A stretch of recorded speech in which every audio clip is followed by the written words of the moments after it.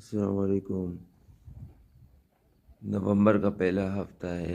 Sindh degree का इलाका है और गंदम की काश्त का टाइम लेट हो रहा है और सुबह 6 बजे का टाइम है। फजर की नमाज के बाद बहुत ज़बरदस्त किस्म की पड़ रही है और आगे आप इसका नमूना भी देखेंगे और सामने वीडियो में भी नज़र आ रहा है।